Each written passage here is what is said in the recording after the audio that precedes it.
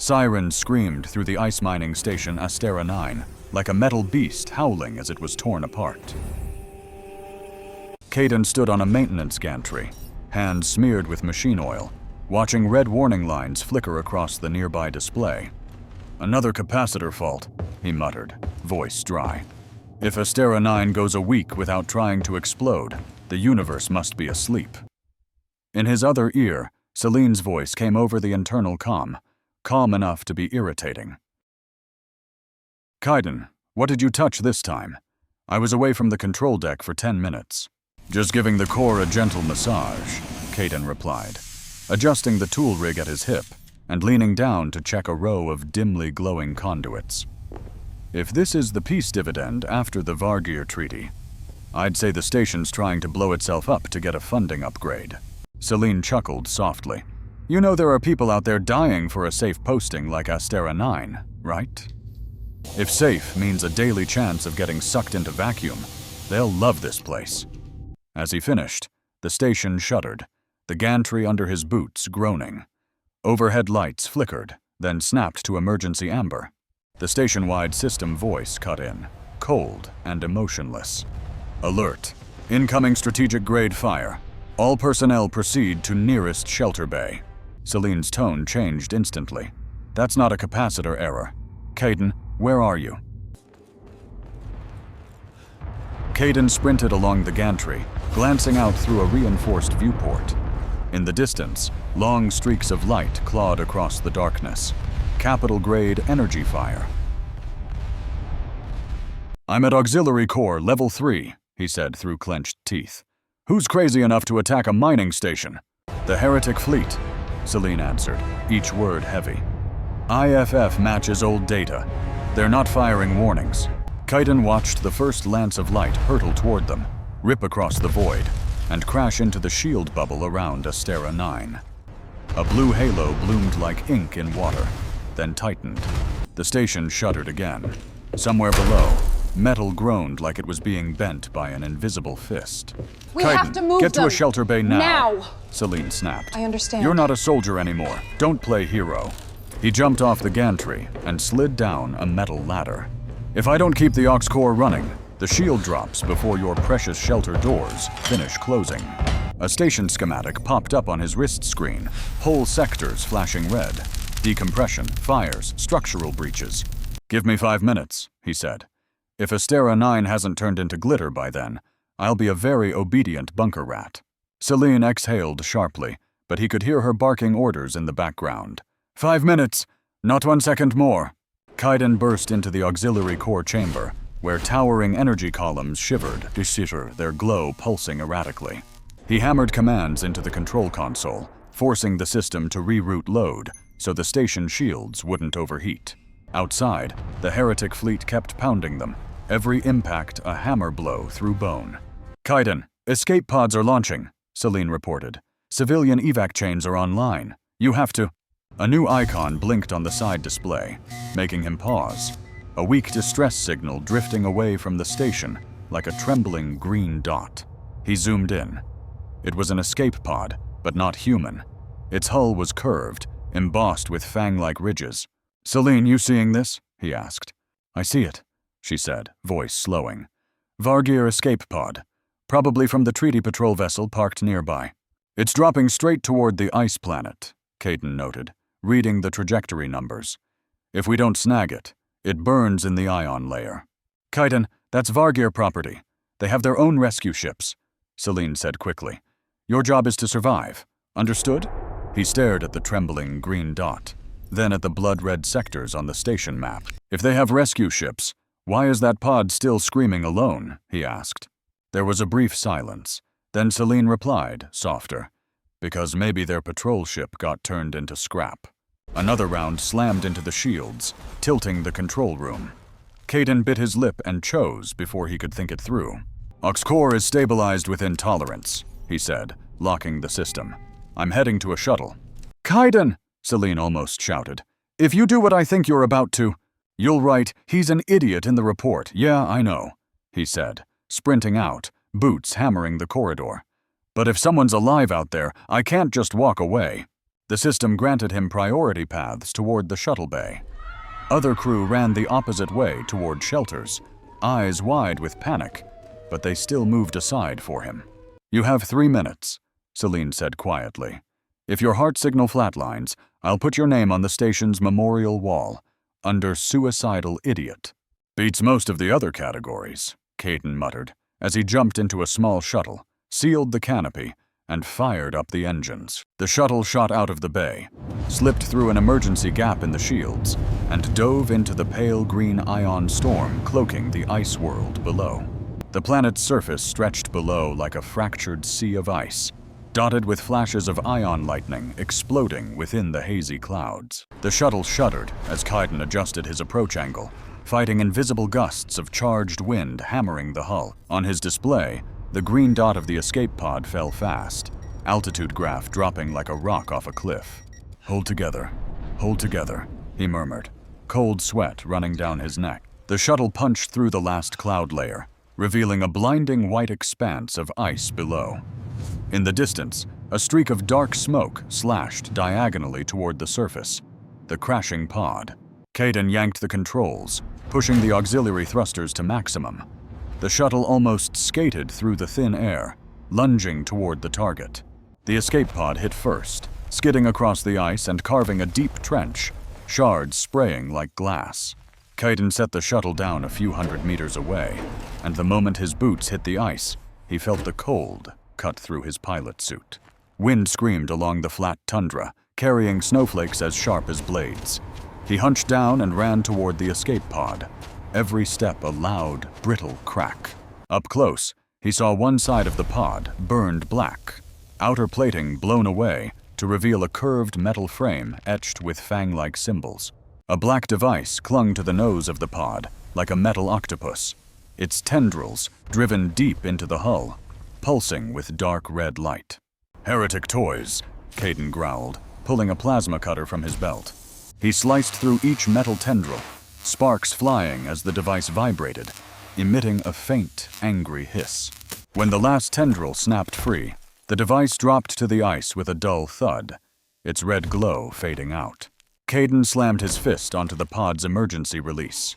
After a few blows, the hatch hissed open, releasing a gust of cold air tinged with iron and ozone. Inside was dim, lit only by a few flickering indicators. In the center, strapped into a suspended harness, was a massive figure, nearly twice his size. Dark gray fur covered the body, heavy armor still smoldering in places. In the chest, a round charred hole marked where the device had been burrowed in. It was the first time Caiden had seen a Vargir this close. Long muzzle, sharp teeth, ears folded back from shock, but the chest still rose and fell faintly. "Damn," he muttered. "I'll save you first. You can eat me later if that's on the menu." He climbed in, unbuckled the harness, and struggled to lower the heavy body to the floor. A Vargir biopanel flickered beside him, glyphs flashing red.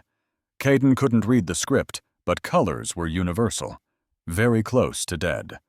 He scrambled back to his shuttle, dragged an energy cable over, and clamped it to a port on the warrior's chest plate.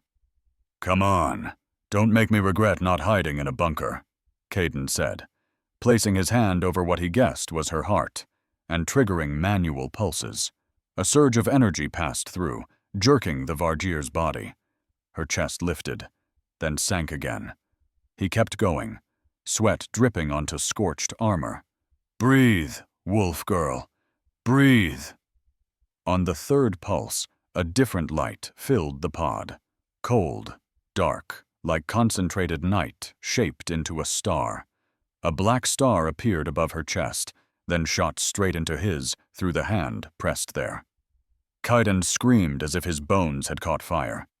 His vision shattered, replaced by a battlefield strewn with Vargir and human corpses, a black sun hanging in the sky. Amid the roaring chorus of countless voices, one whisper cut clear by his ear, in a language he'd never studied yet somehow understood. "The Star-Bearer has returned." He collapsed to the pod floor, his hand still on the Vargir's chest. Beneath his shirt, something burned into his skin. A newly branded black star. Before the darkness took him, Caden glimpsed the warrior's golden eyes flicker open, pupils narrowing as they locked on him with a flash of shock and instinct. From outside, through the scorched hull, a blue tractor beam speared down, enveloping the escape pod. High above the storm, the shadow of a massive Vargir warship slid into view. Then everything went utterly black. Caden woke to the smell of cold metal and unfamiliar antiseptic. The ceiling above him was a curved shell of dark steel, etched with claw-like grooves, pale green light seeping through narrow slits. He tried to lift his hand, but a sharp pain across his chest made him suck in a breath. Beneath a strange gray medical tunic, the skin where the black star had burned in still throbbed. "He wakes," a low, rough voice said in trade tongue, the accent heavy but clear. Caden turned his head. 3 Vargir shapes loomed around the bed, tall, furred, with yellow eyes glinting. Their armor still bore scorch marks and dried blood. The closest one stepped forward. He stood a head taller than Caden, shoulders like a wall, a jagged scar crossing his face and clouding one eye. "Human," he growled. "You are aboard the warship Bloodhowl. On Vargir territory, all paths out are sealed." Caden swallowed. Thanks for not leaving me on the ice." The weak joke only made the air colder. The 2 Vargir behind bared their teeth slightly, hands resting on the hilts of their weapons. The medbay door hissed open. A familiar shape entered. Tall frame, dark gray fur, chest plate still marred by scorch marks. Liara. She strode closer, gaze sharp as a blade shifting from Caden to the scarred Vargir. "Ravik," she said, voice low and firm. "Stand down. He is not a prisoner." Ravik rumbled, "Commander, he is human, and on his chest. I know what is on his chest." Liara cut in. Her yellow eyes settled on Caden. "How do you feel, Starbearer?" The word hit Caden like a punch. He forced a crooked smile. "If Starbearer means run over by a truck then set on fire again, I'm great." Liara didn't smile, but one corner of her mouth twitched. "You touched the dead star pact. You pulled me back from the edge. You bear the mark." Ravik turned to her.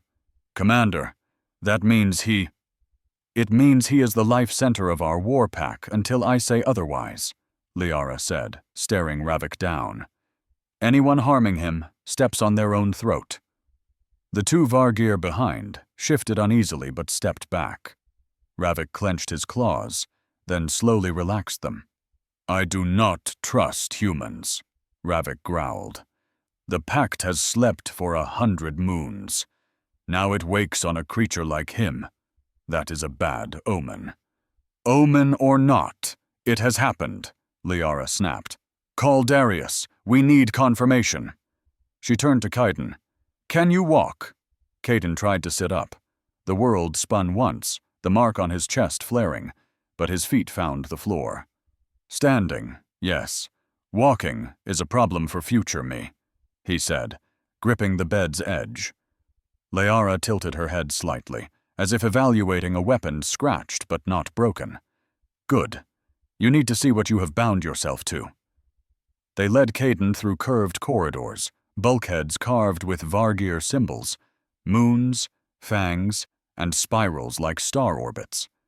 The air smelled of ozone, machine oil, and damp fur. Heavy Vargir footfalls clanged steadily on the metal floor.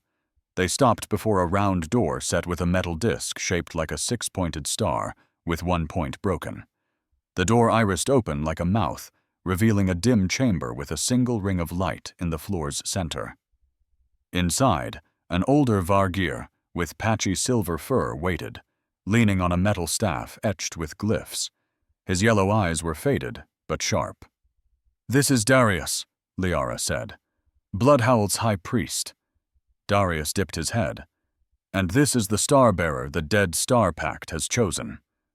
Caden grimaced. Any chance we can downgrade that title to Unlucky Mechanic Guy? Darius did not laugh. He tapped his staff against the floor. The ring of light expanded, surrounding Caden and Liara. Ravik remained outside, hand on his sword hilt, eyes fixed on the human. "Stand here," Darius said. "Place your hand on your mark."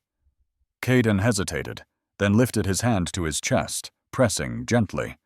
Liara stepped into the ring, placing her clawed hand over the chest plate covering her heart, facing him. Darius raised his staff, its tip glowing green, then drove it down into the center of the ring.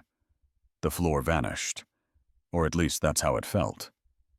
Caden held his breath as the world around him became a dark void, filled with strands of light thin as starlight threads, weaving around his body. From his chest, where the mark burned, countless strands radiated outward, reaching through the darkness to tether themselves to faint Vargir silhouettes around him. Each silhouette pulsed with a heartbeat, a breath, a life. "This is Liara's Warpack," Darius said, his voice echoing strangely from all directions. "Every warrior under her banner is now linked to you." Caden stared at the strands connecting him to all those heartbeats. His throat went dry. "How many?" 1,302, Darius replied. "And any new warrior Liara accepts while the pact remains active." Liara stayed silent, but her ears flattened just a little, a rare sign of weight on her mind. "If the Starbearer dies while the pact is stable..." Darius touched the staff's tip to one of the strands. The strand ignited, flame running back toward Caden, then rippling outward as a black wave over the entire web. Vargir silhouettes shuddered, collapsed, then rose again with empty eyes, their inner light gone. "Dead star husks," Darius said, "a warpack stripped of will, bound only to whoever holds the pact's core. It has happened before." Caden's stomach knotted. "You mean, if I die, they all become..." "Slaves to whoever seizes the pact afterward," Darius finished for him. "Could be Vorath. Could be some other greedy hand." The vision dissolved, and the deck returned under his feet. Caden swayed, grabbing Liara's shoulder to stay upright. Ravik stepped forward. "Is there a way to cut the pact without killing him?" Darius shook his head. "Not with anything aboard this ship. The Dead Star Pact was forged by tech and rights from a long-dead alliance." Caden could feel Ravik's stare like a knife at his throat. "So we are chained to a human's life," Ravik rumbled. "One fall, one stray shot, and our Warpack belongs to someone else." "It also means every wound they take, he feels," Darius added, looking at Caden. "You are not only a risk, you are the bridge. You share strength and pain." Liara turned to Caden. "You may still walk away, if we find a way to sever this. But until then..." She set a heavy, furred hand on his shoulder. "You stay in the middle of my pack of wolves." Far on the system's edge, in the dark between stars, a massive warship drifted, its hull covered in twisted symbols. On its command deck, Vorath stood before a broad, hollow window, eyes fixed on dancing energy graphs. "The Dead Star Pact has trembled," he rasped, almost delighted. "After so many years of silence." A heretic officer bowed. "The signal source matches the Vargir warship codenamed Bloodhowl." Vorath smiled, teeth sharp as blades. "Send a swarm of flies." "Sir?" "A small strike wing," Vorath clarified. "Just enough to prod the pact. I want to see if their new Starbearer is weak or strong." Aboard Bloodhowl, alarms wailed again. White lights flipped to red, corridors filling with shouted battle orders. Liara and Caden had barely left the ritual chamber when Ravik rushed up. "Commander, 12 light attack craft on approach. Heretic design." Liara swore in her native tongue. Caden didn't know the words, but the meaning was obvious. "Bring the ship to defensive stance. Prepare fighter launch." Darius emerged behind them. The pact will be drawn in, whether you wish it or not. Liara looked at Kaidan, yellow eyes flickering with calculation and regret. Come, Starbearer, to the resonance chamber. The what chamber? Kaidan asked, but there was no time to argue. Ravik was already hauling him down a different corridor. The resonance chamber sat at the warship's center, a circular room with a high-backed metal chair surrounded by dark crystal pillars rising from floor to ceiling. The chair was wired into the pillars with braided cables like metal veins. Sit, Liara ordered. When we fight, the pact will use you as a bridge. Better you are here, where Darius can keep you from exploding. Comforting, as always, Kaidan muttered, but he sat. The metal was cold against his back. Darius fastened a metal ring around his chest, right over the black star. It snapped shut with a click and began to vibrate faintly. Close your eyes, Darius said. Breathe deep. When the pact screams, do not fight it. Guide it. If I can't, then we die together, Darius replied matter-of-factly. The hum of Bloodhowl's engines changed, deeper and heavier. Kaidan felt it in his bones before he heard it. Then the first pins came, a sharp jab through his chest, then another, like needles stabbing the same spot. Images flashed in his mind, a Vargir warrior launching out of a tube, claws gripping a fighter's controls, another rolling to dodge a streak of heretic green fire. Every time someone took a hit, Kaidan felt a solid punch to his ribs, then straightened with them. Focus, Liara's voice came in his mind, not through his ears, but through the pact itself. Listen to my rhythm. He sensed her as a brighter point in the web, a pulse deeper and steadier than the rest. Outside, Vargir fighters swept around Bloodhowl, engaging heretic skiffs hammering at the shield bubble. They're moving under, Kaidan gasped, the trade tongue flowing more smoothly than usual. They're targeting the third shield joint, the ship's south arc. On the bridge, Liara narrowed her eyes. She glanced at the tactical display. Just as he said, heretic signatures clustered there. Omega Wing, roll to Axis 3, she ordered. Follow the vector given by the Marked One. One Vargir fighter took a direct hit to its wing. Kaidan cried out, gripping the chest ring. In his mind, he glimpsed the pilot shattering in flame, then that thread vanished from the web. Pain stabbed through him like someone had hooked a piece of his heart and ripped it out. Hold, Starbearer, Darius murmured, hand on his shoulder, adding another steady vibration. The skirmish lasted mere minutes, but to Kaidan it felt like hours. When the last heretic skiff blew apart and the rest fled, the invisible needles withdrew. The web in his mind settled, leaving only the heavy thrum of exhausted hearts. Kaidan sagged into the chair, panting. The light in the crystal pillars dimmed. How many? He whispered. Darius was quiet for a moment, then answered. 17 strands went dark. Liara appeared in the doorway, armor still reeking of smoke. She looked at Kaidan, sweat plastering his hair, eyes red, chest heaving. You felt each one? She asked softly. Kaidan nodded, not trusting his voice. Liara turned to Ravik, standing behind her. Is he weak? Ravik looked at the trembling human in the chair, then at the tactical board, still showing a victory. He snorted. No, Ravik said reluctantly. He stood with the pack, this time. Liara nodded once, turning back to Kaidan. Vorath is testing us. He will return with worse. Kaidan closed his eyes, resting his head back. In the darkness behind his eyelids, he still saw all those glowing strands tying his chest to countless Vargir hearts.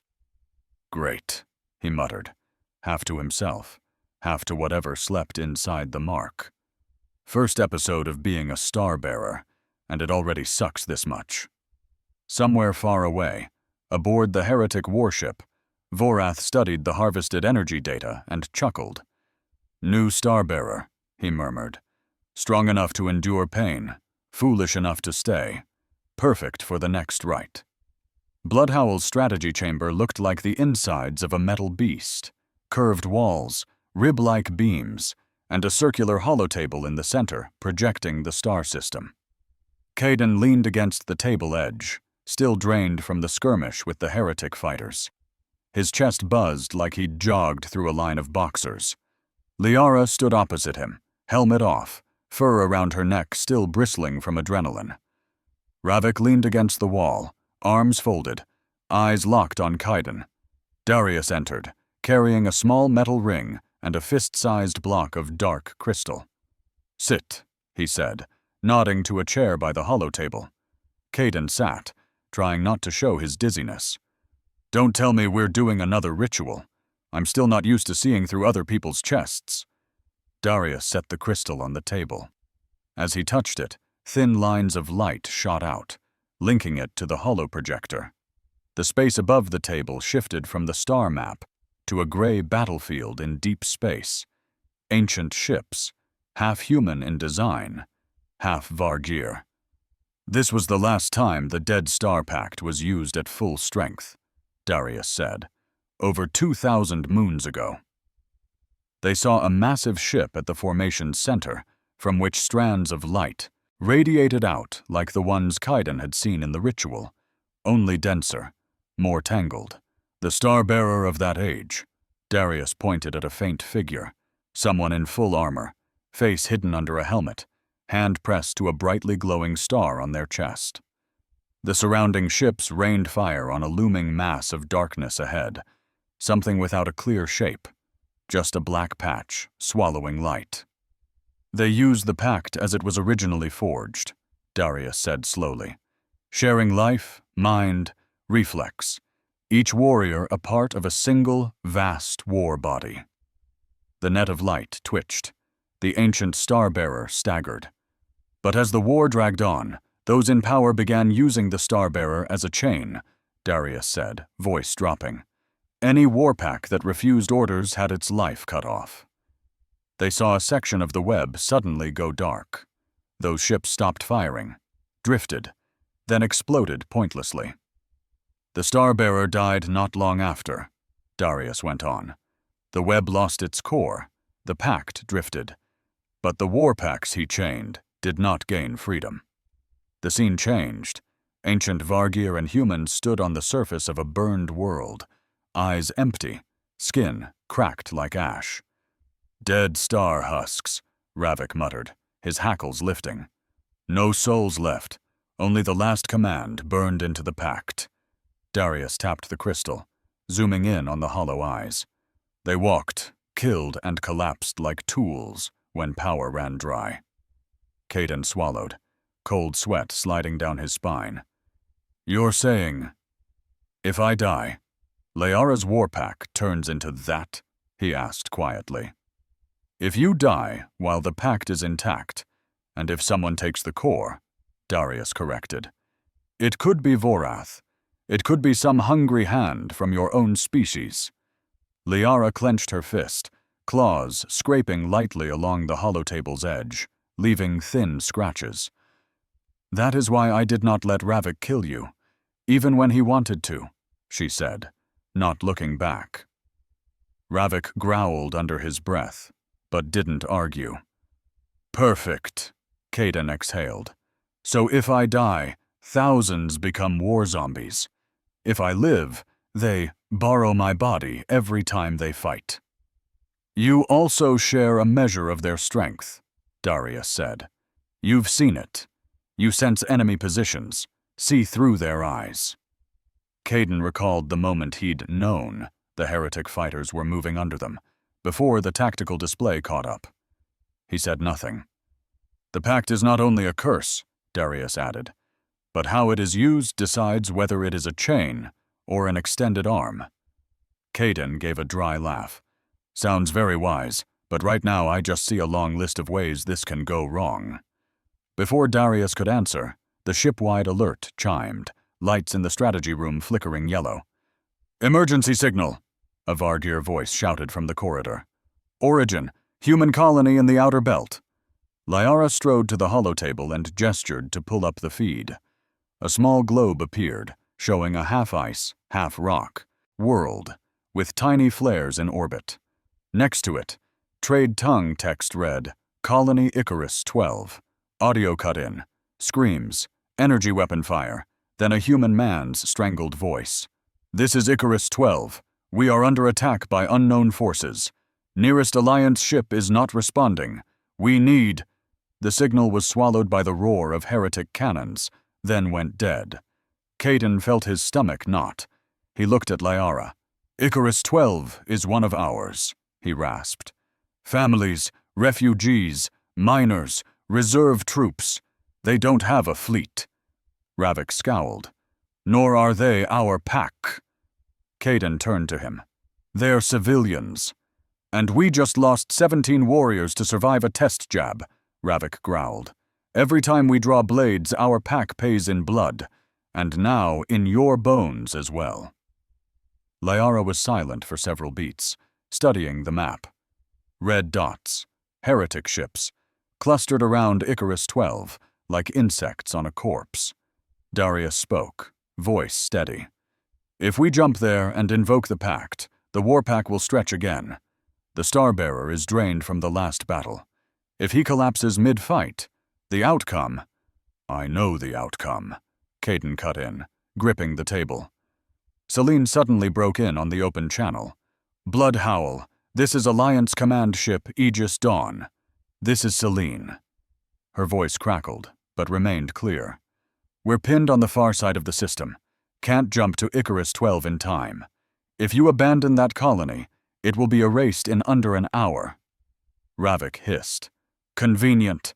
Humans toss their broken cards on our table and ask us to wager for them. Ravik, silence, Liara said, eyes still on the map. Celine went on.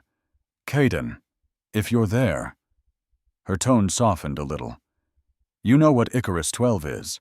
It's not just a mine. It's where people without a home left are trying to live. Caden closed his eyes for a moment. He remembered cramped housing stacks, kids running between cargo crates, tired faces that still managed smiles. If we don't go, they die, he said, opening his eyes to meet Liara's. If we do go, we might die. Liara finally looked up fully at Caden. In her eyes was something like scrutiny mixed with reluctant respect. Do you want to save them, Starbearer? She asked. Caden gave a bitter smile. Of course I do. But that's the worst question right now. If I say no, I hate myself. If I say yes, your pack might pay the price. Good, Liara replied. At least you understand. She turned back to the holo, staring at Icarus 12. Blood Howl will jump to the human colony. Ravik pushed off the wall. Commander, Liara growled low, enough to freeze the room. We are not a coward pack, hiding in caves when the fire comes. The pact has chosen. We do not turn our back on a cry for help. She glanced at Caden once more. But you will not sit the battle out as a distant ghost. You will know exactly what you are paying for. Caden swallowed the lump in his throat. Sounds fair enough. Celine exhaled audibly over the comm. Thank you. I'll send all of Icarus 12's defense data. And Caden. Yeah? Don't die. I've lost enough people already. The hyperspace jump to Icarus 12 lasted 3 heartbeats. But to Caden, it felt like being squeezed through a burning keyhole. When Blood Howl tore out of the jump, the first sight was drifting human shipwrecks and patchy fire glows on the colony below. Fighter wings deploy, Liara ordered from the bridge. Drop war squads into the northern habitation zone. Heretics cluster there. In the resonance chamber, Caden was strapped back into the chair, the ring around his chest tightening as the pact spun up. This time, do not hold back. Liara's voice echoed in his mind through the pact.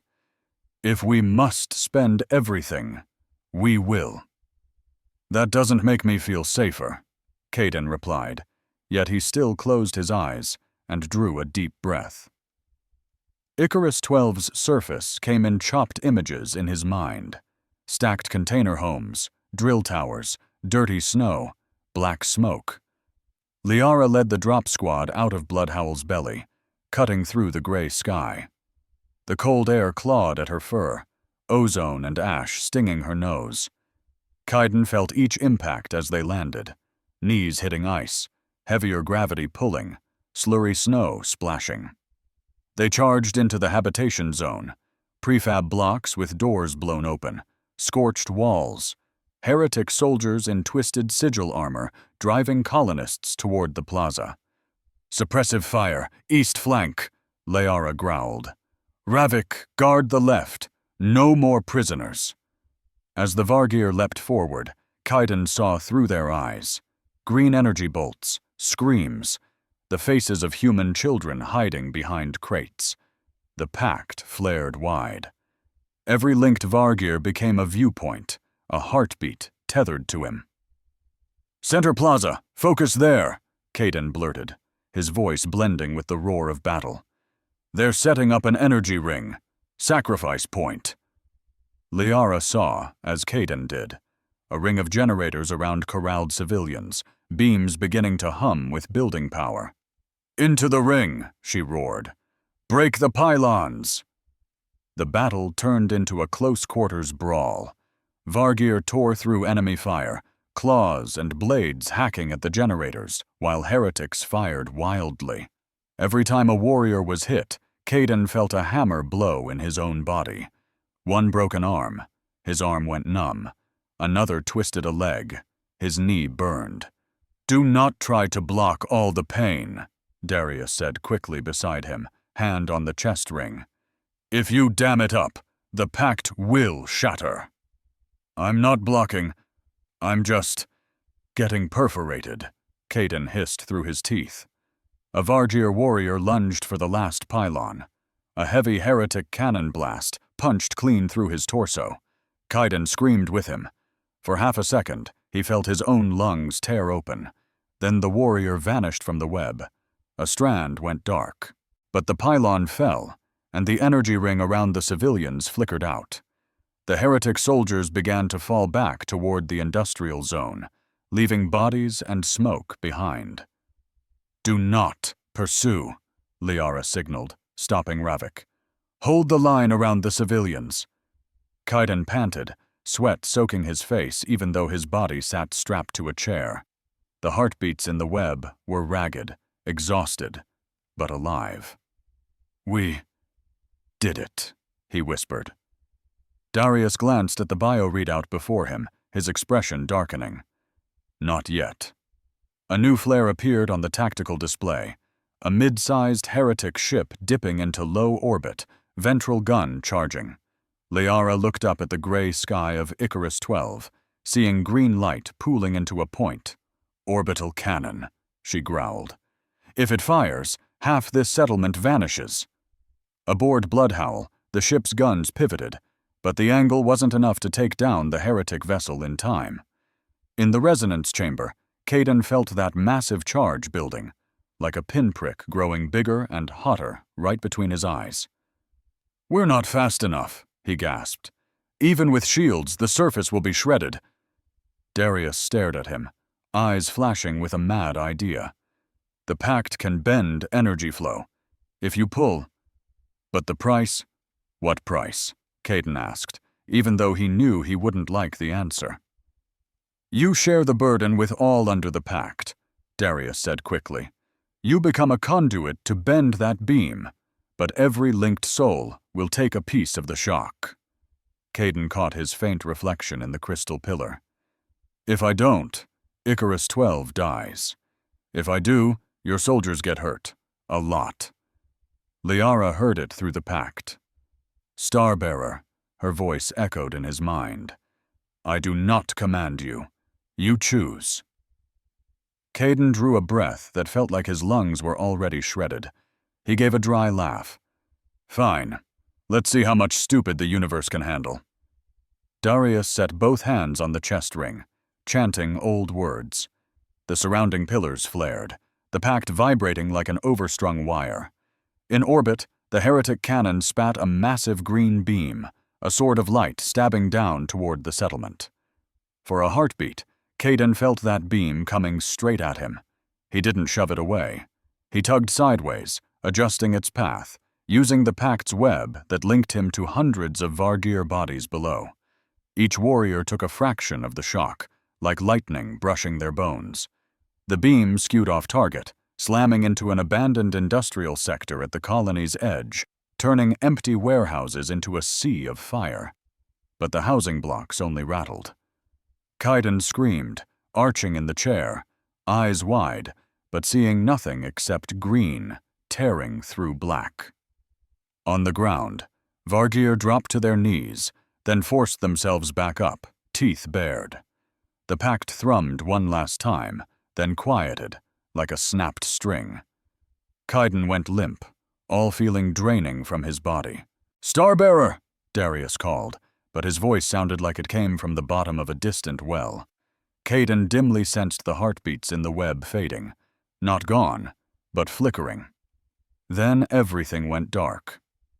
When he woke again, Bloodhowl's medbay ceiling greeted him. This time it felt different. No burning pain, just a heavy emptiness. Around him, several other beds held bandaged Vargir, hooked to fluid lines, many still unconscious. Ravik stood by his bed, armor off, arm fur singed. There was no exhaustion in his eyes, only a simmering anger. 16 more went down from that pull, Ravik said slowly, each word dropping heavy. Kaiden swallowed, voice hoarse. "Icarus 12? Holding," another voice replied, Liara's, from the corner. She leaned against the wall, one shoulder wrapped in bandages. "They live, most of them." Ravik turned to her. "And our pack, how do they live?" He unsheathed his claws, stepping close to Kaiden's bed. "Commander, we cannot keep letting a frail human hold our throats like this." Kaiden tensed, knowing struggling would be useless. "If he dies now, while the pact is weak, perhaps we are freed," Ravik growled low. "Better that than waiting for Vorath to claim the core." His claws rose, medbay light glinting off the edges. "Try it," Liara said, voice so cold the room seemed to drop a few degrees. Ravik paused, turning to her. "Commander?" Liara stepped between him and Kaiden. "You think I have not considered that?" She pointed at one of the unconscious Vargir nearby, chest swathed in bandage and tubing. "He is one step from being a husk already. If the Starbearer dies in this half-broken, half-living state, the pact will seek a new core, whoever touches it first." Her eyes narrowed. "Are you certain Vorath has no way to reach those remnants?" Ravik fell silent. His claws lowered slowly. "You want freedom," Liara went on. "So do I. But cutting the Starbearer's throat now only hands our chain to someone else." She turned, meeting Kaiden's eyes. "You just saved a human world, and in exchange, more of my pack's blood spilled." Kaiden tried to sit, managing only to raise his shoulders. I'm sorry." Liara watched him for a long moment, as if weighing the mass of that apology. "Do not apologize," she said at last. "Just remember, every time you choose to save someone, my pack shares the cost." She turned to Ravik. "Guard against Vorath, not the Starbearer's throat." Ravik rumbled, but dipped his head, then stalked out, tail flicking. The medbay sank back into quiet, broken only by monitor beeps and the breaths of survivors. Kaiden let his head fall back onto the pillow, eyes on the ceiling. In his mind, the pact's web was still there, but thinner, with fewer shining strands. The blood price of his last choice was still being counted, heartbeat by heartbeat. Kaiden lay on his side on the medbay cot, staring out, Bloodhowl's small viewport into the thin black of space. Icarus 12 showed in the distance as a small Goryr stone, surrounded by glints of human shipwrecks like metallic trash. His chest still felt heavy, the pact like a hot scar under his skin. Each heartbeat was a reminder of the 16 strands that had gone dark. The door closed behind the last Vargir medic. The lights dimmed. Alone. Finally. Caden. Celine's voice came, not from the ceiling speakers, but from the band on his wrist. He jolted and pushed himself halfway up. The wrist display blinked with a deep encryption channel icon. "How did you punch through their firewalls?" he asked, instinctively lowering his voice even though no one was nearby. "Your comband is still Alliance tech," Celine replied. He could hear the faint clatter of keys somewhere aboard Aegis Dawn. "Bloodhowl hides well from the heretics, but not completely from us." Caden exhaled. "If they find out you're eavesdropping, Liara is not going to be thrilled." "Liara's not who I'm worried about," Celine said, a hint of a smile in her tone that didn't reach her words. "I'm worried about the thing etched on your chest." Caden glanced down at the gray med shirt, imagining the black star underneath. "Yeah, my new fan club, 1,000+ Vargir warriors and a prehistoric curse." "Listen," Celine said, lowering her voice. "The Alliance isn't stupid. They've seen the energy data from when the pact activated." "Great," Caden muttered. "So unusual phenomenon requires study in their reports now." "More than that," Celine continued. "They have a biotechnical research facility out on the neutral rim. They think they can cut that thing out of you." Caden's heart skipped. "Cut the pact?" "Yes. They've removed battlefield neural links from soldiers bonded to AI drones before," Celine said. "Not the same thing, but a starting point." Caden looked back at the void outside. One small rock world, one Vargir warship, an Alliance fleet a few jumps away. "What's the price?" he asked. "The Alliance doesn't do freebies." Celine was silent for a heartbeat. "Data." "Called it," Caden sighed. "Spell it out." "They want direct access to the Pact's signal via you," Celine said plainly. "Model it. Turn it into a deterrent. Don't poke us. We have the thing that once chained entire Vargir Warpacks." Caden let out a dry laugh. "Perfect. Take history's old shackles, polish them, hang them on the Alliance wall." "You think I like it?" Celine snapped. "But if they have nothing, the Council may choose the easier path. Label you a threat and erase you." Caden fell silent. The idea of his own species shooting him down wasn't new, but hearing it from Celine made it heavier. "You have a chance to be free of the wolves," Celine said softly. "No more sharing their pain. No more being dragged into their war. You could come back to your own kind." Caden closed his eyes. In his mind, the Pact's web trembled faintly, exhausted but living heartbeats. "And leave them to Vorath," he murmured, "or to some ambitious Alliance politician." "You can't save the whole universe," Celine replied. "Choosing where you stand is already too much." Caden opened his eyes and looked at his faint reflection in the window. Hollow eyes, stubble, tired enough to be ridiculous. "Are you telling me this as an Alliance officer?" he asked slowly. "Or as a friend?" Celine was quiet a little longer this time. "Both." Caden smiled weakly. "That's the problem. Those two parts of you don't want the same thing."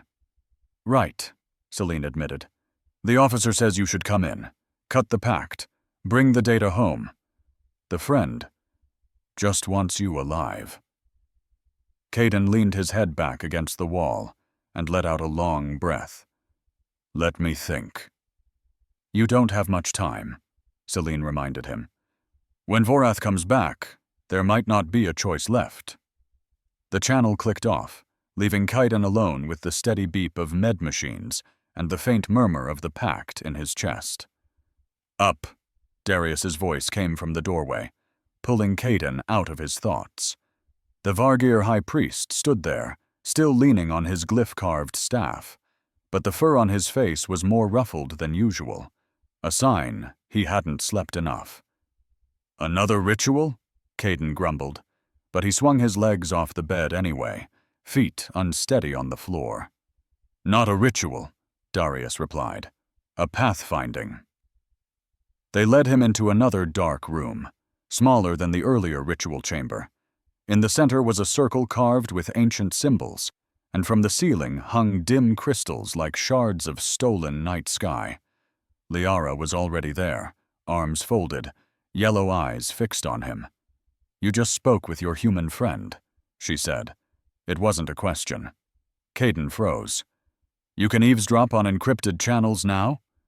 Liara shook her head. "I do not hear words, but the pact vibrates when you lie to yourself. Enough for me to guess." Caden exhaled. "Yeah, they offered to cut the pact out of me, in exchange for turning it into a deterrent weapon." Liara watched him for a few beats, then turned to Darius. "You see? The pact always tries to crawl back into its role as a chain." "That is why we must outrun it," Darius said. "Not let humans or Vargir turn it into a tool again. We must find its root." He rapped his staff on the floor, the crystals overhead brightening, washing the room in a misty moonlight. "Caden," Darius said. "Last time you were dragged into the pact's memory, but we only watched. This time I want you to go deeper." "That wasn't deep enough," Caden muttered, but stepped into the circle anyway. Liara joined him, standing opposite. Darius touched his staff tip to the circle's center. The world slipped away again. This time, it wasn't a web of light, but a long, dark tunnel. Its walls were carved with faint scenes of war, ships exploding, planets cracking, stars being bled. At the tunnel's far end was a light, small as a pinprick, which slowly resolved into a star that had died. A black sun, orbited by a colossal structure turning sluggishly, like a broken crown wrapped around a wound in space. "You saw it in your battlefield visions," Darius said, his voice echoing inside Caden's skull. "But this is its true name." A name formed in Caden's mind, not as letters, but as a feeling. Cold, empty, majestic in ruin. Dead Star Citadel. The vision drew him closer. Details emerged. Metal rings tied to towering spires, massive internal bays, ritual circles carved into the outer shell. "This is where the pact was born," Darius explained. "The old human-Vargir alliance built it around a dying star, using its last breaths as power." The image shattered briefly. Caden saw flashes of human and Vargir warriors standing together in halls, hands on a single crystal, sharing one rite. Then the colors changed. The same halls, but now only Vargir, or only humans. The connection severed. The pact's light shifted from blue-white to purple-black. "When the common enemy vanished, they turned on each other," Darius said. "The pact was bent from sharing into control." Caden felt a sting in his chest, not physical pain, but a stupid kind of regret, like watching a perfect bridge being demolished. "If we want to understand the pact, if we want to fix it," Darius said, "we must go there, to the Dead Star Citadel." The image zoomed out slightly, showing the fortress's location in space, on the edge of a region marked Dead Star Expanse, a few jumps away, across a contested strategic corridor. Liara appeared beside Caden in the vision, not physically, but as a shape of energy. "If we go as a pack," she said, "or not at all." The vision faded. They were back in the dark room, the crystals above dim again. Caden exhaled, cold sweat sticking to his neck. Dead Star Citadel. That region lies beyond the corridor the Alliance and Heretics are currently tearing apart. Exactly, Darius nodded. A corridor of fire. We must pass through it. Caden remembered Celine's words. The Cut the Pact facility, the data, the deterrent, Another path. I might have a shortcut, he said slowly, to the Alliance research station. They want the Pact, too. But the way they'd use it. Liara looked at him, not angry, just intent. You could leave my pack there, she said. Cut the cord. Go back to your kind. Kaidan inhaled. Maybe. Do you want that? Liara asked, blunt. Kaidan thought of the screams of fallen warriors, the terrified breaths on Icarus 12, Ravik's angry stare, and Celine saying, "Don't die." I want... He stopped, searching. I want the Pact to stop being chains, no matter who it's attached to. Liara gave a slight nod. Then our path is clear. She turned to Darius. Prepare a course to the Dead Star Citadel. Darius nodded, silver fur rippling. To reach it, we must pass through the humans' line and the heretic garbage swarm. Liara smiled, lips peeling back to show steel-like fangs. Then we will teach them how a pack of wolves walks through fire. Bloodhowl drifted in neutral space for a short while before edging toward the strategic corridor, where orbits were littered with scorch marks, debris, and weapon signatures. On the command deck, the holomap showed two opposing swaths, Alliance blue and Heretic deep red. In between lay a gray zone, a kill box where anything crossing got shot. This is the only corridor to the Dead Star Expanse within safe jump range, Darius said, pointing at the gray area. Ravik snorted. Safe. Funny. Kaidan stood behind Liara, watching the vector arrows. Alliance and Heretic ships clashed in waves, opening and closing like two scissor blades grinding anything between them. Can't we wait until they finish this round? He asked. When they finish, there will be a winner, Liara replied, and that side will have free hands to look our way. She pointed at a temporary gap on the map, where ships were shifting, leaving a small slit in the fire lion. We go when they are busiest. Screams are hardest to notice among other screams. Kaidan swallowed.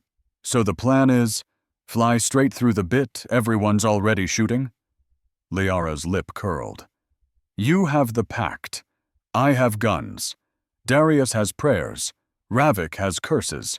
That is all we need. As the moment approached, Bloodhowl went into total silence. All active broadcasts cut, hull emissions dampened.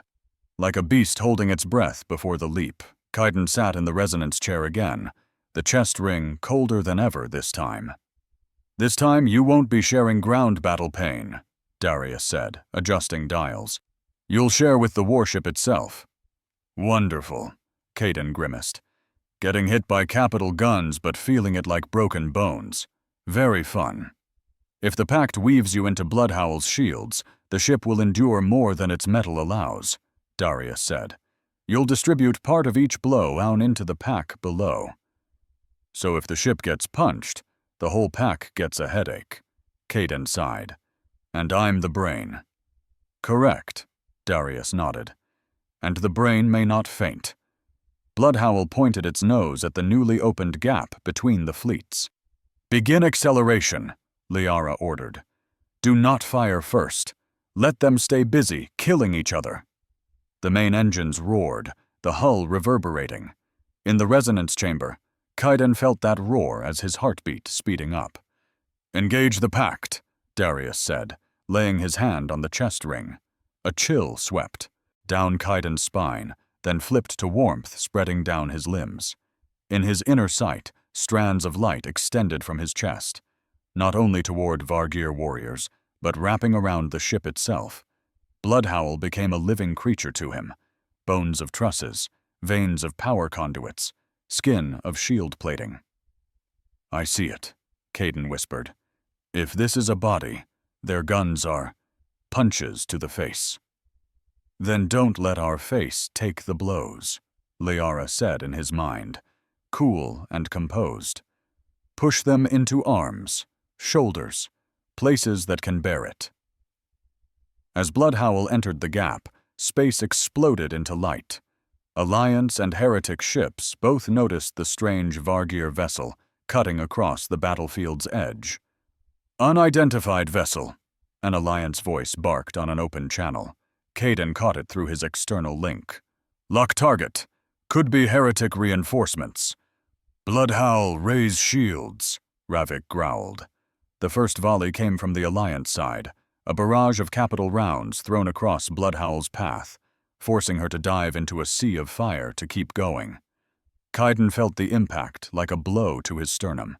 He inhaled sharply, then pushed that sensation down, imagining it sliding along the hull, out through the ship's shoulders. The shields rippled, but didn't crack.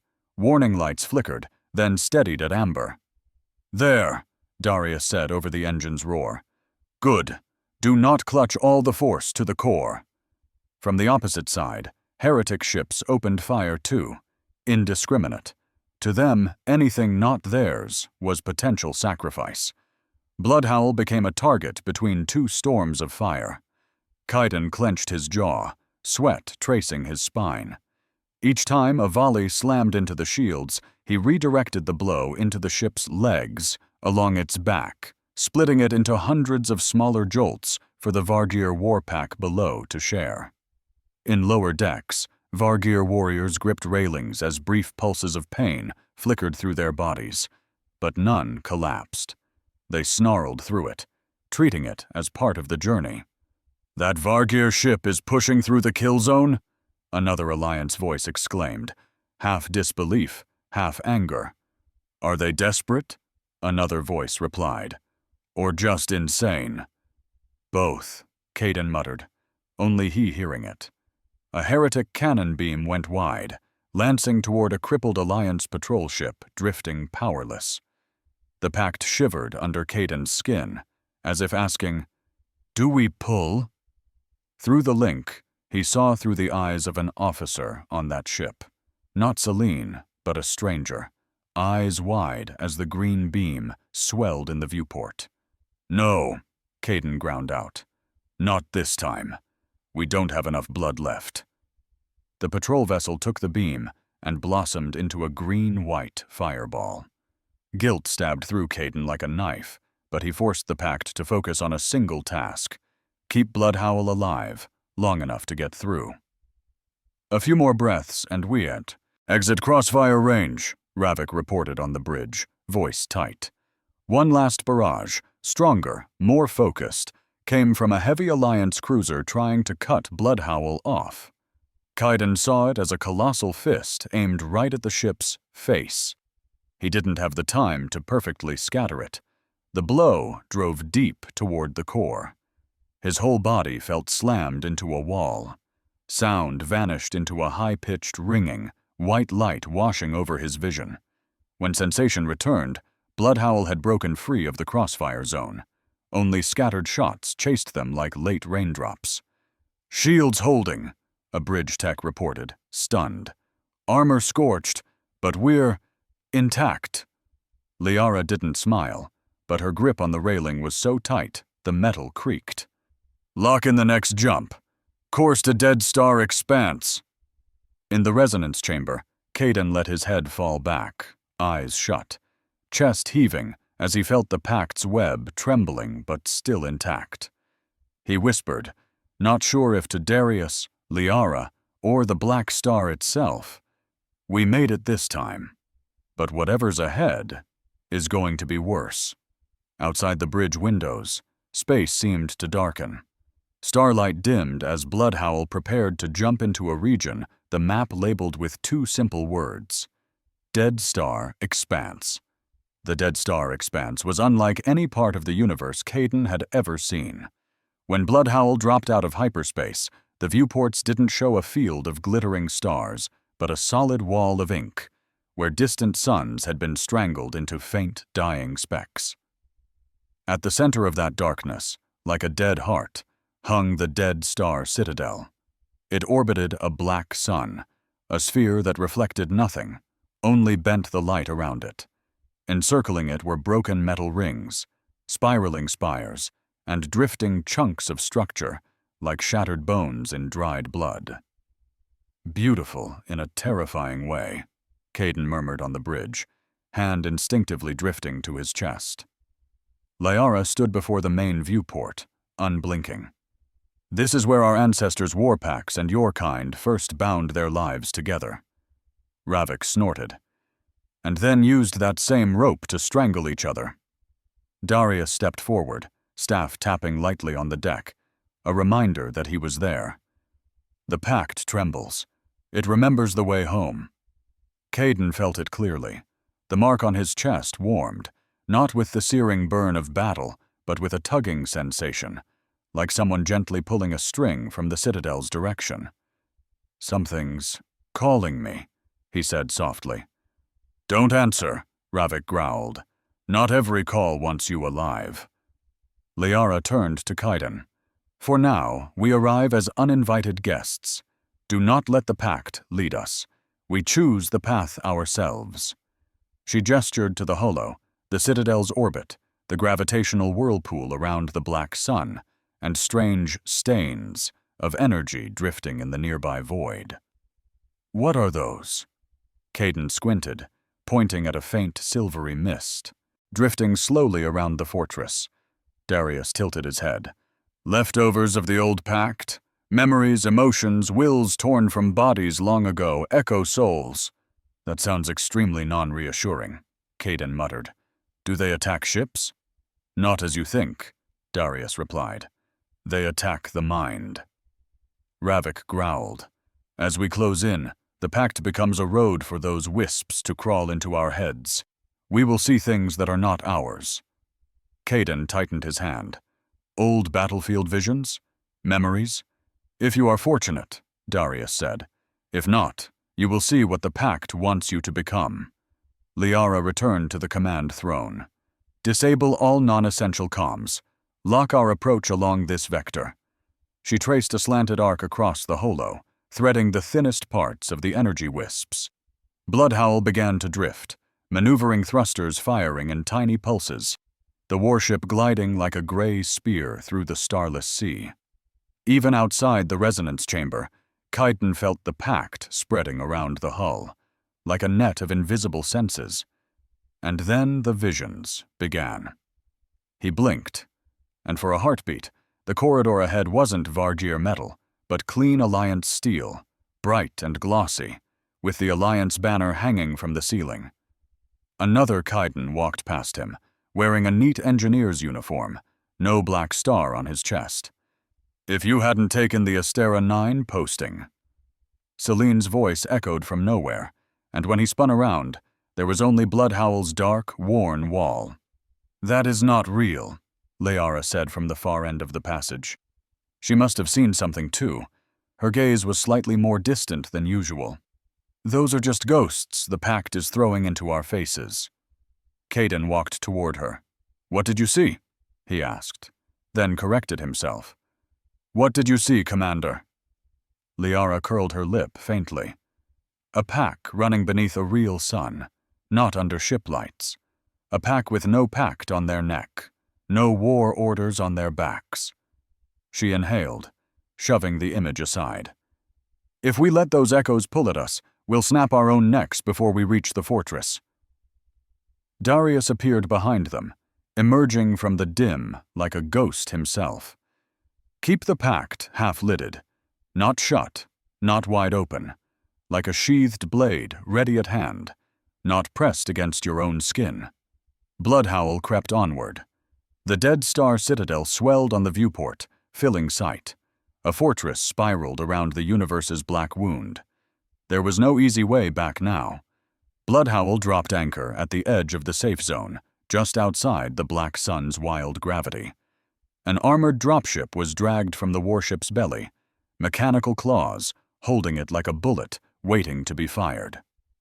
"Boarding team, final check," Liara said, standing in the dropship's bay, armor sealed, helmet tucked under her arm. Beside her stood Ravik, bulkier armor, wider shoulders, scarred face even harsher under the dim lights. Darius carried his staff, now encased at the top with a metal frame and sensor rings. A prop equal parts ritual and tech, Kaiden wore a lighter Vargur armor refitted for human shape, narrowed shoulders, and an added stabilizer rig over his chest where the mark lay. "I feel like a walking battery pack," he muttered, yanking his chest harness tight. "You are," Ravik replied dryly. "But you are also the battery the fortress core wants most." Liara handed Kaiden his helmet. "Do not stray from my reach inside. The pact will be stronger there. If it drags you, I must drag you back." Kaiden gave a weak grin. "If I start chanting in dead languages and my eyes go neon, feel free to punch me out." "I'll use more than one punch," Ravik said. The hatch sealed. The dropship detached from Bloodhowl and sank toward the drifting fortress. As they approached, the citadel's main gate emerged, a gigantic arch carved with bone-like ridges and fangs, but in a style that was neither Vargir nor human, something older than both. "This was not solely built by the old human-Vargir alliance," Darius said over the intercom, eyes locked on the display. "They raised their structure atop something older." The dropship slipped into an open hangar, interior doors broken and jammed long ago. Space dust and frost coated every surface in a thin layer. There was still atmosphere inside, bitterly thin, brutally cold, but enough for sound to carry. As they disembarked, their bootsteps echoed like they were walking inside a long-dead beast. "No thermal signatures," Ravik checked his scanner. "No stable power sources." "The pact provides what remains," Darius answered, "using us as living fuses." Kaiden opened a private comm line to Liara. "Liara, if everything in here wants control of the pact, why are we bringing it right to the door?" "Because if we don't, it will crawl here anyway," Liara replied. "At least if it's in you, I can still punch your face to make it behave." They moved down the main corridor. High walls, arched ceiling, columns etched with spiraling glyphs that looked like both lettering and circuitry. The echo souls Darius had warned about began to appear.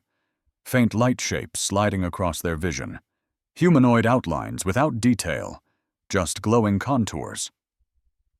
One passed right beside Kaiden. For a split second, he found himself inside a different armor, heavier, older, standing next to a Vargir whose eyes were very much like Liara's, but with silvered fur, older. "Together, until the last star dies," that voice echoed in his mind, then dissolved. "Kaiden," Liara squeezed his shoulder, pulling him back. "Do not drift." "One of your ancestors?" he asked, still dazed. Liara shook her head. "I do not know, and we do not have time to find out." A clatter sounded ahead, like ancient metal being dragged. The group halted. From the shadows of a side passage, a staggering figure emerged. Old human armor, rusted and cracked. Empty eyes, but with a faint packed halo around its head. "Dead Star Husk," Ravik growled, weapon rising. But before he could fire, Kaiden raised a hand. "Wait!" The husk stopped. Its head turned toward Kaiden, slowly. For a moment the mark on his chest shrieked, as if recognizing kin. "What are you doing?" Liara snapped. "I want to try." Kaiden drew a breath, giving it a command. He focused on the mark, recalling the feel from the Icarus 12 battle, when he'd tugged the orbital beam. This time he didn't pull energy, he pulled will. "Stop," he thought, not in words, but intent. "Be still." The husk froze entirely. The halo around its head shrank, like a candle flame pinched between fingers. Pain stabbed his chest, like having the string yanked back. He forced himself to let go. The husk staggered a step, then knelt. Darius inhaled sharply, eyes brightening. "The pact hears you. Not just our living Warpack, its leftover soldiers from the last age answer as well." "Great," Kaiden whispered, unsure whether to be pleased or terrified. So if I go crazy, I don't just get one Warpack. I get the whole graveyard. Liara laid a hand on the husk's shoulder. She looked at Kaiden. Give it another order. What order? Lead us to the core. Kaiden swallowed and touched the mark with his mind again. Rise. Take us to the fortress heart. The husk rose like a machine powered up. It turned and started walking, slow but steady, deeper into the citadel's gut. Move, Liara said. Let the dead guide us to where the pact was born, and perhaps where it can end. They followed the husk through a maze of corridors, old ritual chambers, gutted engine bays, some still scarred from battles thousands of years past. Slowly, the architecture changed. The alloyed human Vargir styling gave way to older construction, walls smooth as polished stone, veins spiraling like fossilized organic growth. The original core, Darius whispered. The skeleton they used. At last the husk stopped at a round door whose surface was a black mirror. No handles, no seams, only a faint six-pointed star etched into it. The Citadel core, Darius said. The one place where the pact and the black star in your chest are both key. Kaiden stepped forward. The mark heated, like it wanted to leap out of his skin. If something inside tries to climb into your skull, Liara said slowly, remember we are right behind you to drag you out. That's a very grim kind of comfort, Kaiden muttered, but he pressed his palm to the star. The door was ice-cold at first, then slowly warmed, not mechanical warmth, but the sensation of his skin and the surface no longer being separate. The world lurched. Suddenly he was no longer on the Citadel floor, but in a white, limitless void, with only one other presence. A tall man in silver armor stood there, face worn but resolute. His eyes were so much like Kaiden's that it stole his breath. Alrich Vale, Kaiden breathed. The figure, projection of the ancestor, gave a faint smile. My descendant, he said, you have brought the pact home. If home is a giant black hole with a haunted fortress, then yeah, I've arrived, Kaiden said, unable to help himself. Alrich chuckled softly, but his eyes held no mirth. The pact was forged to share strength when we fought what sleeps in that darkness out there. He pointed at the invisible void. Not to bind each other's hands. What? Kaiden asked. Vorath, the heretics. Vorath is just a bone scavenger, Alrich said. When the alliance broke, he and his kind found pieces of our rights and turned them into mad religion. He raised his hand, and a model of the pact appeared above his palm, a web of light. But this time its backdrop wasn't empty. It was the vague silhouette of some vast thing wrapped around the dead star. This thing devours dying worlds, Alrich said. The pact was made so we could share strength and will, striking all its weak points at once. But when war turned inward, the pact was twisted into chains. We used it to force our own troops to obey. Kaiden stared at the model. So now I've got both the weapon and the chain on the same leash. You have a choice, Alrich said. At the fortress heart, the pact can be rewritten one last time, or destroyed completely. If we destroy it? Kaiden asked. Everything bound to it is severed, Alrich replied. The Vargir Warpack, the old echoes, and the star on your chest. You'll live as a normal man, perhaps. Or not, depending how well you endure the cut. And if we rewrite it? You could erase the coercion functions, Alrich said slowly. Keep the sharing, remove the chains, but the pact will no longer serve just one side. It becomes an open bridge between all who link to it. Human, Vargir, any species brave enough to join. Kaiden's throat went dry. A giant neural bridge, connecting everyone? No more secrets? No hiding? Only those who choose to step onto it, Alric said. But once they do, they cannot use the pact to bind others, only to share burdens. You're saying... Caden closed his eyes briefly. I'd turn the pact into something where any leader who uses it has to feel every bit of pain they cause. Alric nodded. A weapon that whips its wielder every time they swing it. Caden laughed. Tired, but genuine. Sounds like the kind of justice this universe hates. Alric's smile faded. But you do not decide alone. The pact was forged by two sides. It needs two hands. At that moment, Liara appeared in the white space, as if drawn in. She glanced around, ears pricked. What cursed place is this? The Foundation's spirit, Alric said. You are the Vargir representative, as he is for humans. Liara shot Caden a glance. You drag me into trouble again. Seems so, Caden replied. But this time, it's the kind of trouble that decides your whole pack's future. Alric opened both palms. Two symbols appeared in the air. One, the pact as a chain snapped in two, destruction. The other, a web of light with no central node, all points equal, rewrite. Choose, he said. Caden looked at Liara. Liara looked at Caden. For a few breaths, neither spoke. You could be free if we cut it, Liara said slowly. My pack no longer tied to your chest. You go back to being a nameless mechanic. What about Vorath? Caden asked.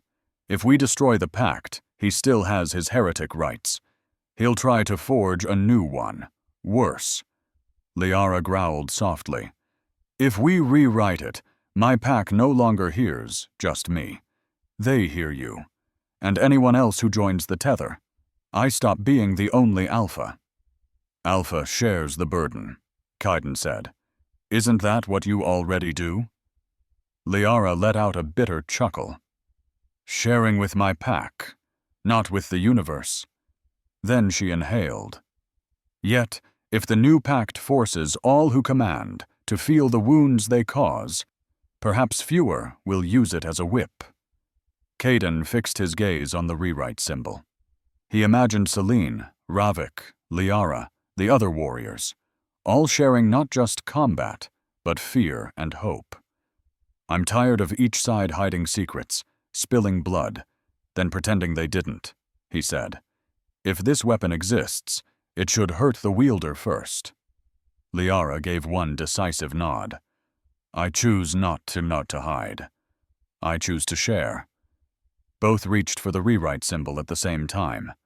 But before their fingers met it, a black crack ripped through the white void.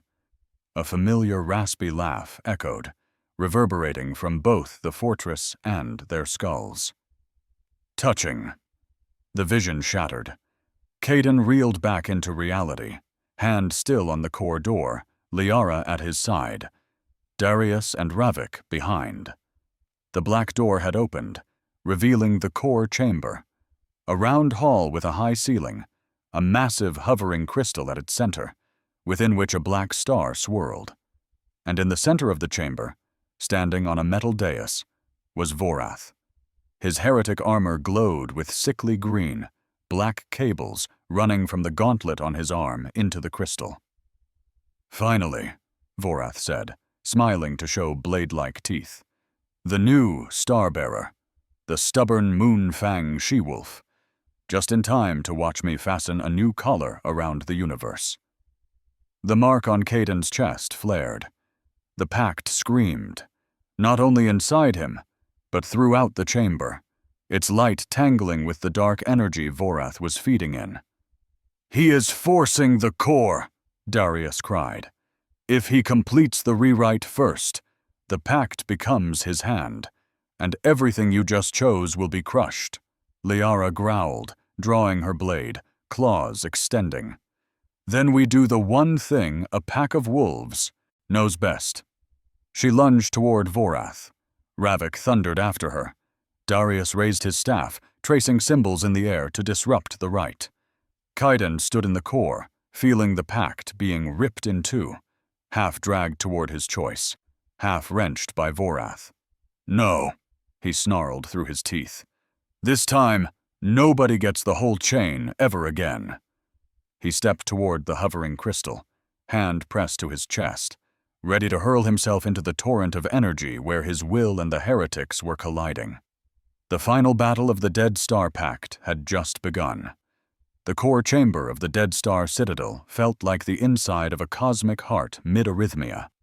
The massive crystal hovered in the center, facets spinning slowly, and inside it, a black star churned like a storm without light. From Vorath's gauntlet, thick black cables stabbed into the crystal, pumping in venomous green energy. "You're late," Vorath said, his voice booming in the core like a cracked bell. "We're right on time to kick you off your throne," Liara growled, then leapt. She shot across the gap, blade carving a silver arc toward Vorath's neck. Vorath raised his bare hand, no weapon needed. The heretic armor on his forearm flared. Liara's sword slammed into an invisible shield, spitting sparks and tossing her back. Ravik roared and charged in from the side like a living shell, slamming into Vorath's torso. The two crashed onto the metallic dais, claws, armor, and crackling energy colliding in a chaotic tangle. Darius slammed his staff to the floor. Ancient sigils carved into the chamber glowed, and some began to smear as he overlaid new strokes of counter-ritual. "I can slow his ritual, not stop it," Darius said, voice taut. "The rest is up to you two." Caden stood at the dais edge, hand on his chest. The black star burned, as if some enormous hand within the crystal were gripping his ribs and dragging him into the storm. "All right," he muttered. "You want me, right? Then I'll jump in myself. No need to drag." He walked straight toward the crystal, ignoring the green arcs of energy snapping through the air like bottled lightning. "Caden!" Liara barked, pushing herself up from the crash. But he was already pressing his free hand to the crystal's surface. The world collapsed. He dropped into white again. But this time it wasn't infinite emptiness. It was a cracked sky, streaked with black fractures like shattered glass. In the center stood Vorath, not as armored flesh, but as a humanoid shadow, surrounded by a packed web stained purple-black, each strand like a chain. "This is where the decision lies," he said, voice echoing through the cracked sky. "Not in steel or blood, but in will." Kaiden looked down at his hands. In his palm, his version of the pact appeared, strands of blue-white light connecting to myriad points, each a Vargir warrior, each a life that had touched the tether. Farther out, he saw a bear, other sparks lost in the dark, some human, some fainter, further away. "You're dragging the whole universe into your nightmare, Vorath," Caden said. "No," Vorath smiled, a rip across the shadow of his face. "I am giving them meaning. No more chaos, no more foolish choices. Only one purpose, to serve my will." His chains lashed out, wrapping around part of Kaiden's web, trying to drag it toward his core. Kaiden felt like someone was twisting his nerves into knots. He gritted his teeth, clinging to his own shining strands. "You are not alone," another voice rang. Liara's, not Alric's. Beside him, in the cracked sky, another figure formed. A giant gray wolf with golden eyes, a faint glyph on her chest. Not a black star, but the mark of the pact traced in fur. Liara stepped out of that shape, as if her humanoid and lupine forms had just slid apart. "The Citadel dragged me in too?" she asked, eyebrow raised. "Both of you in the same space," Vorath said. "Good. Saves me the trouble of summoning." In the physical core, their bodies stood motionless. Kaiden's hand on the crystal, Liara clutching his shoulder, both their eyes glazed as if staring at something invisible. Ravik and Darius guarded the perimeter. Another cluster of husks lurched from wall niches, animated by Vorath's energy like puppets. "I hate walking corpses," Ravik snarled, charging in, claws raking long lines in their rusted armor. Darius traced counter-circles on the floor, each stroke making the cables tethering Vorath to the core flicker. "Keep him busy out here," he murmured. "Give them a chance inside." In the cracked sky, Vorath yanked his pact chains hard. Part of Kaiden's web, Vargir warrior nodes, was tugged aside, and a unified howl of pain echoed, like wolves losing themselves in a storm. Kaiden dropped to one knee. Liara knelt beside him, not in weakness, but to put her hand on his web. "Give me some of it," she said. The pact was never meant to rest on one side. Kaiden hesitated for a heartbeat, then opened his web. A portion of the light strand spilled into Liara's hand, linking to golden nodes. Her Moonfang pack, Vorath sneered. "Even better. The more you split yourselves, the easier to snap the fragments." He flung more chains, aiming to bind Liara's network to his own. Yet as the chain tips touched the golden nodes, they flared brighter, as if the combined will of the entire pack pushed back. "You forgot something, heretic bearer," Liara growled, eyes blazing gold. "Wolves are born to fight the leash." Kaiden blinked, then understood. "It's not just me fighting him. It's everyone who ever hated taking blind orders." He widened his web. His awareness brushed distant lights. An Alliance officer aboard Aegis Dawn. Celine, feeling like someone knocking at her mind's door. A Vargir warrior on Bloodhowl. A child on Icarus 12, clutching an older brother in terror. "I'm sorry," Kaiden thought, sending the message like a wave. "But if we don't want new chains, I need you." Some lights shut. Fear. Rejection. But some opened. Celine gasping but whispering inward. "Fine, let it in." The Bloodhowl warrior growling, "If Alpha wagers, so do I." The child on Icarus simply thinking, "Please don't let anyone else die." Vorath felt the web suddenly swell, reaching beyond his grasp. He roared, his chains tightening around whatever they already held. "No," he bellowed. "This pact is mine. I will use it to smother every useless voice." "That's the problem," Kaiden replied, standing and pulling Liara up beside him. "It doesn't get to be someone's anymore." The two symbols from before reappeared in the cracked sky, the broken chain and the centerless brightened web. But this time they didn't float idle. The chain was being tugged back together by Vorath, links straining to weld. The centerless web flickered, needing someone to seize it. "We still have our choice," Liara said. "We just have to wrestle it away from him first." Vorath hurled all his pact chains toward the broken chain symbol, trying to yank it into himself, to reforge it as a solid leash with him as the center. Kaiden and Liara sprang toward the centerless web together. "You know," Kaiden said as they ran, laughing breathlessly. "If this is the wrong call, we're going to die in a very, very stupid way." "Better than living collared," Liara replied. They touched the symbol. For a heartbeat, all sound vanished. No Vorath roaring, no cracking sky, no howling packs or human whispers. Only a single question remained, not in words, but in feeling. Do you accept sharing all of it? Kaiden swallowed. He thought of the blood already spilled, of how each time he'd saved someone, Liara's pack had paid. "If we don't, we go back to square one," he answered inwardly. Yes. Liara closed her eyes.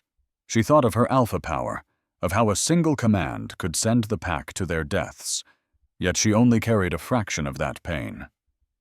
"If I refuse to share, I do not deserve to lead," she answered. Yes. The centerless web flared, swallowing them both. In the physical core, the crystal shuddered violently. Its facets spun up, inner colors shifting from black to purple, then to blue-white, finally to a swirling blend like a compressed galaxy. Cables linking Vorath's gauntlet to the core cracked one by one, flinging sparks. Vorath screamed as heretic glyphs on his armor flared and exploded in clusters. Darius staggered back, shielding his eyes but shouting over the roar. "The coercion layer is being erased. The core is rewriting the Pact protocol." Ravik smashed the last husk's skull and then dropped to one knee as an invisible wave swept through. The wave rolled out of the core chamber, through the citadel structure, and beyond it, racing along the Pact to every attached node. Vargir warriors, Alliance humans, even old Echo souls still clinging to the dead star expanse. In the cracked sky, Vorath screamed as his chains were yanked backward. "No! They belong to me. Every voice belongs to me." His pact chains, built to control, recoiled like snakes caught by their tails. They wrapped around his shadowy form, not for him to hold, but to bind him. "You wanted to feel everything," Caden said, his voice now coming from many directions at once, echoed by all the lit nodes in the web. "So feel it." The new web, technically centerless, but for a moment using Vorath as a focus, dumped all its emotional traffic through him. The agony of soldiers forced to fight to the end, the terror of sacrificed civilians, betrayal, rage, despair. Vorath screamed until his voice shredded. Then his screams degenerated into broken, static-like bursts. "Stop it," he hissed. "I hold the whip. I do not take the lash." "That's where the new pact differs," Liara said, stepping forward in the cracked sky, golden eyes wild but bright. "Whoever swings the whip bleeds first." The chains tightened. Vorath's shadow body cracked, chunks flaking off like ash, whipped away by the wind of the new pact. "I am the—" He never finished the sentence. The shadow blew apart, dissolving into a million motes that vanished into the web. In reality, his screams cut off. His armored body on the dais spasmed one last time and went limp, armor dulling to an empty shell. At the same time, the old Echo souls, the dead star husks drifting through the expanse, quivered. Some winked out entirely, like candles going dark when they finally ran out of reasons to burn. Others, shadows once shackled to the old pact, were suddenly severed and dissipated peacefully. "They are freed," Darius whispered, sensing the dissolution of ancient souls. "At least, the parts that were not made only of hatred." In the cracked sky, Caden and Liara stood in the midst of a new web. The strands no longer converged to a single center, but spread evenly, each node carrying equal weight. "Is it done?" Caden asked, voice tired, but steady. A figure appeared again, Alric Vale, but the glow around him was dimmer, like a recording nearing its end. "You have rewritten the core," Alric said. "The pact is no longer a loudspeaker for one voice. It is a bridge for all who accept shared burden." "And the price?" Liara asked. "No one commands without reflection," Alric replied. "Every decision to use the pact in war will rebound on the one who gives the order first." He looked at Caden, then Liara. "You have broken the old loop, but the Dead Star expanse still holds something else asleep." Far out beyond the web, Caden glimpsed that colossal shape wrapped around the black sun, the thing Alric had mentioned. It did not wake, but seemed to turn, noticing the change in the pact's pattern. Then it slowly recoiled back into the dark, as if deciding not to intervene, for now. "You have bought this world more time," Alric said. "The rest of its story will be written by the living." His figure faded. Before vanishing, he placed a hand over his heart in a final salute. The cracked sky knit together. White light shattered into darkness, then reshaped into reality. Caden opened his eyes in the core chamber. He was sprawled on the cold metal floor, back aching like a convoy had driven over him. On the dais, Vorath's corpse lay still, gauntlet charred black, cables hanging limp like dead roots. The crystal still hovered above, but the black star inside no longer churned violently. It had shrunk, dimmer now, surrounded by thin lines of light tracing gentle orbits. Liara sat beside him, one hand braced on the floor, the other still on his chest, as if she'd kept him anchored the whole time. "We... alive," Caden croaked. Liara exhaled, almost a laugh. "If this is the afterlife, it's too cold and smells too much of metal." Ravik stood nearby, hands still smeared with husk dust, but his eyes on Caden carried a new scrutiny, as if he was truly hearing him for the first time. "You did something to my head," Ravik rumbled. "I hear.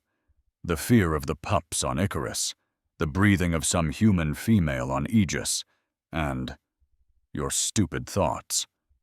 Caden blinked. Apologies in advance. He closed his eyes and probed the new pact. It was still there, but not as a crushing mass.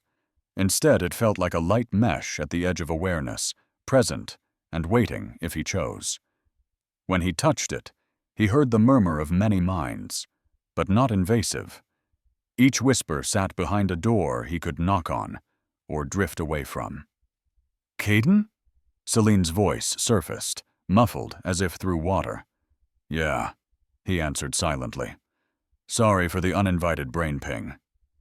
He sensed Celine on Aegis Dawn's bridge, clutching the rail, heart racing, not from the pact, but from the huge energy spike their instruments had just logged from the Citadel. "Gods," Celine whispered mentally, "you just shook half this sector. The Council's going to lose it." "Maybe," Caden replied, "but the pact's not a weapon they can snatch anymore. If they step in, it'll make them feel everything they do." He felt Celine go quiet, then a flavor like bitter laughter bled through the link. That's exactly why they'll be afraid of it. "What about you?" Caden asked. "I saw what you did at Icarus 12, Celine replied. "If this pact forces people who give orders to bleed first, maybe this universe needs it more than it needs another battleship." The connection dimmed, leaving Caden not with loneliness, but with just enough tether to know he wasn't alone. "Darius?" Liara turned to the High Priest, who was leaning on his staff, breathing hard. "What does the core say now?" Darius closed his eyes, listening for a long moment. "The old pact, its binding layer is gone," he said slowly. "Forced commands, shortcuts to drain life from the Warpack, invalid, all of them. But the pact is not dead," he added, opening his eyes, gaze deep as if he saw beyond the chamber. "It is open. Any species brave enough may tie in, but each connection must be chosen, no longer shackled." Ravik growled softly. "So, my warriors can refuse the pact?" "Yes," Darius answered. "But if they join, all the glory they borrow, all the power they wield, comes with feeling every wound they inflict through the pact." Ravik went quiet. Caden sensed a fleeting wave through him. Pride, bruised ego, a faint fear, and something else, responsibility, he'd spent his life dodging. "I'll tell the pack," Ravik said at last. "Those who want to run under a real sun without the pact's touch may do so. Those who want to bite deeper into war will taste their own blood with every strike." Liara helped Caden up. He swayed, but stayed on his feet. "So now," he glanced around the core. "What do we do with this cosmic heart?" "We do not smash it," Liara said. "If we do, the vacuum will drag worse nightmares here. We leave it as a shrine. Those who wish to carry together may come. Those who wish to flee are free." Caden chuckled weakly. "A cosmic public utility for souls. Either the worst idea in history, or the only one that might save everyone from themselves." "Possibly both," Darius said. They left the core chamber, leaving the hovering crystal behind, now only emitting a soft radiance and a low murmur, not the scream of chains, but the background hum of many whispers together. On the way back to the dropship, Caden walked beside Liara. The old echo souls had thinned, passing light shapes were faint now, like the last remnants of memory drifting away. "What did you see when the Pact asked, 'Do you accept sharing?'" Liara asked, not looking at him. Caden thought for a moment. "Myself in a cheap room on some ordinary colony, hands greasy, no one knowing my name." "Sounds safe," Liara said. "Yeah," Caden nodded, "and empty." "I saw—" Liara hesitated, unpracticed at sharing dreams. "I saw a pack running under a sky with 2 suns. Among them ran humans and others. None ran too far ahead, because every step was felt by all." She shrugged. "A hallucination, maybe?" "Or a trailer for the future," Caden said, smiling. Bloodhowl left the Dead Star Citadel with engines quieter than when she'd arrived. Not from damage, but as if the ship had exhaled a burden its ancestors carried. At a safe distance, the Citadel was just a dark silhouette with a pale light at its core. No longer the throat of chains, but a marker for those who dared believe in shared burden. On Bloodhowl's bridge, Liara sat in the command throne, Kaiden to her right, Ravik to her left, Darius behind, like an old pillar. "Next heading?" Ravik asked. Liara studied the holo. The strategic corridor where Alliance and Heretic navies had clashed still glowed red, but the Heretic signatures were weaker. News of Vorath's death would spread. "We return to the battle's edge," Liara said. "There are Vargir Warpacks who belong neither to Heretics nor to the Alliance. They must hear the Pact has changed." She glanced at Caden. "And there are human colonies that will need a bridge, if they don't want to die between 2 flags." Caden took one last look at the Citadel on screen. "Someday," he said, "people will say that place was where disaster began, or where things finally started getting better." "Both can be true," Darius smiled, silver fur rippling. Bloodhowl turned her prow, engines brightening, the new pact spreading like a soft mesh over her hull, linking her to minds that had chosen to share, from ship to colony to distant fleets. Kaiden felt a small ripple, a Vargir warrior chuckling, an Alliance officer skeptical but leaving the channel open, a child on Icarus 12, finally sleeping without nightmares. He drew a deep breath. His chest still hurt, the pact was still heavy, but it was the weight of a rope held at both ends, not a collar iron around his neck. "Let's go," Liara said, her voice lighter, but no less sharp. "There are many packs, many humans, many others who don't yet know they have a new choice."